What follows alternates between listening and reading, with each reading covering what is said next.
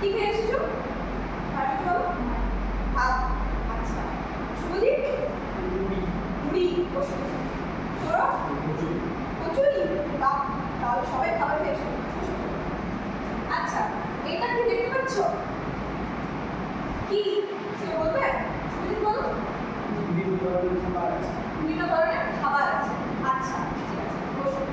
আচ্ছা, খাবার থেকে আমরা কি পাই বলো তো? খাবার আমরা কেন খাই? এই যে তোমরা কেউ কচুরি খেয়ে এসেছো, কেউ ভাত খেয়ে এসেছো, কেউ মুড়ি খেয়ে এসেছো, কেন খাবার কেন খাই? বলো। পুষ্টি পাই। গুড, বসো। আমরা খাবার থেকে পুষ্টি বা নিউট্রিশন পাই। আচ্ছা, এই নিউট্রিশন তো পাই, কিন্তু এই নিউট্রিশন আমাদের কি কাজে লাগে? মানে আমাদের বডি কি কাজে লাগে জানো? ছোট জানো? হ্যাঁ বলো, পুরো কি কোনো ব্যাপার নেই, বলো।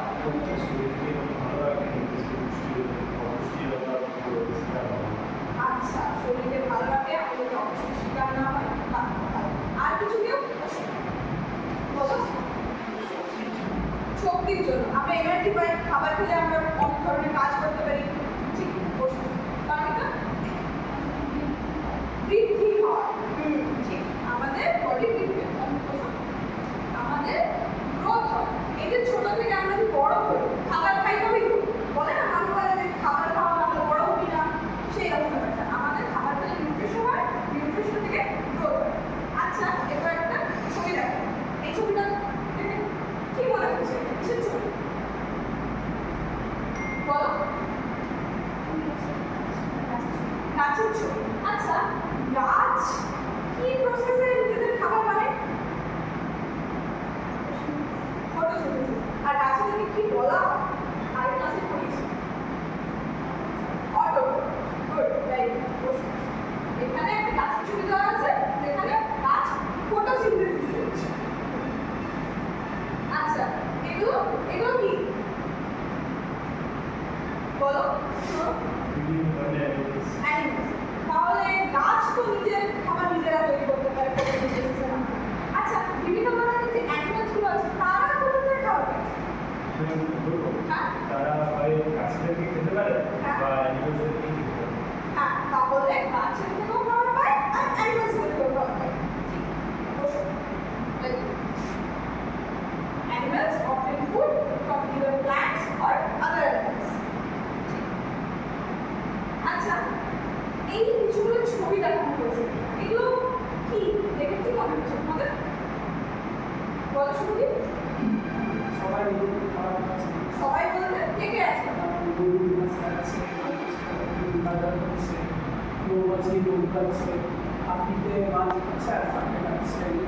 তাহলে এখানে বিভিন্ন ধরনের প্রাণী আছে আর বিভিন্ন ধরনের খাবার খাচ্ছে তারা।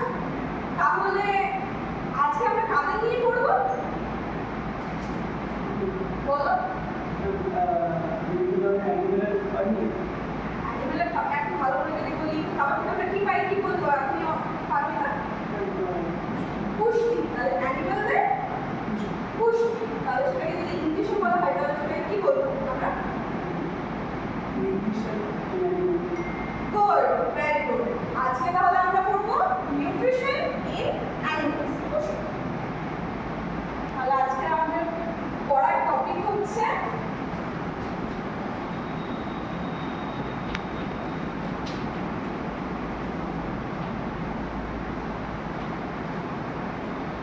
Nutrition in animals.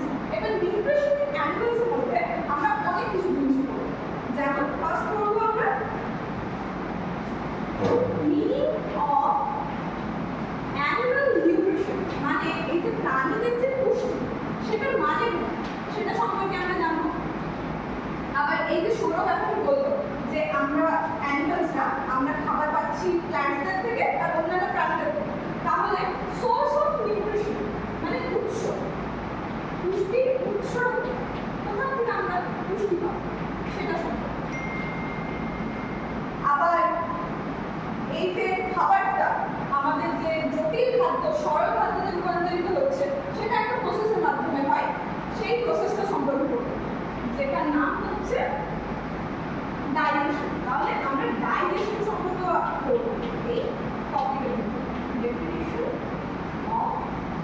ডাইজেশন।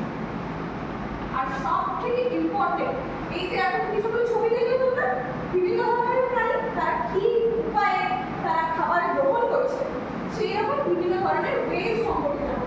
মানে ডিফারেন্ট ways of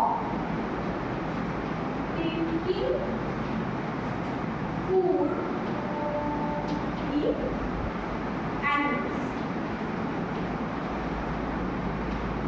তাহলে আমাদের পড়ার বিষয় হচ্ছে নিউট্রিশন ইন অ্যানিমালস, দেন হচ্ছে তার মধ্যে পড়বো আমরা meaning of animal nutrition, source of nutrition, definition of digestion, and different ways of taking food in animals.